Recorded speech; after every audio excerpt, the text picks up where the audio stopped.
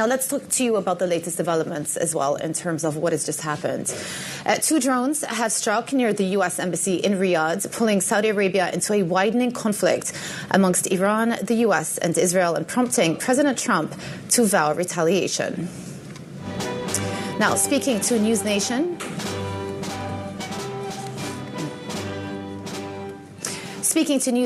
President Donald Trump said the U.S. will hit back, but says it remains unlikely he will put boots on the ground. It comes as the UAE and Qatar are privately lobbying allies to help persuade Trump to reach for an off-ramp that would keep U.S. military operations against Iran short.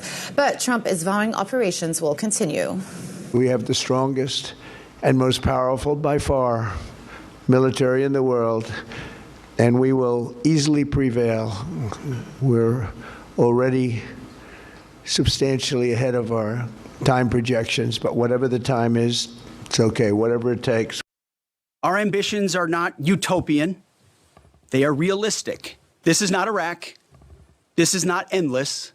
Our generation knows better, and so does this president. This operation is a clear, devastating, decisive mission.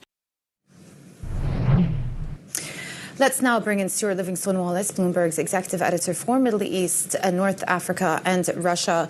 Stuart, let's just start perhaps with the comments out of Hegseth yesterday, and even President Trump later on in the evening also spoke about their plans for Iran. They seem to be signaling that this is going to go on for weeks. Yeah, I mean, and that makes sense, right? Because they've kind of set themselves a whole series of objectives, which is basically to effectively dismantle the capabilities, the military capabilities within Iran, and certainly to cause chaos within the governmental structure.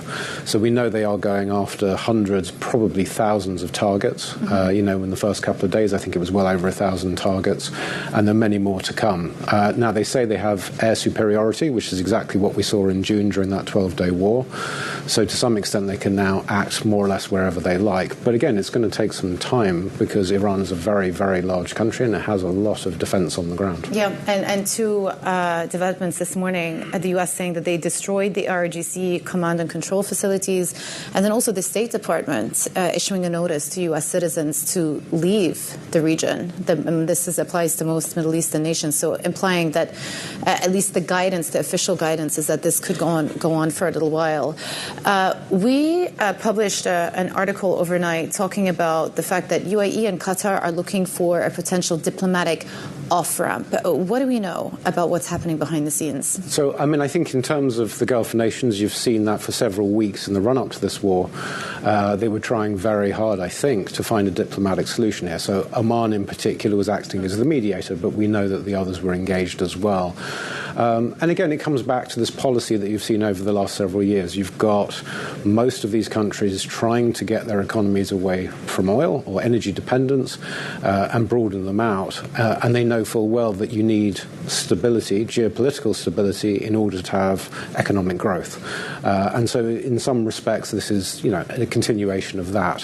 What we've seen over the last several days is clearly not good for business.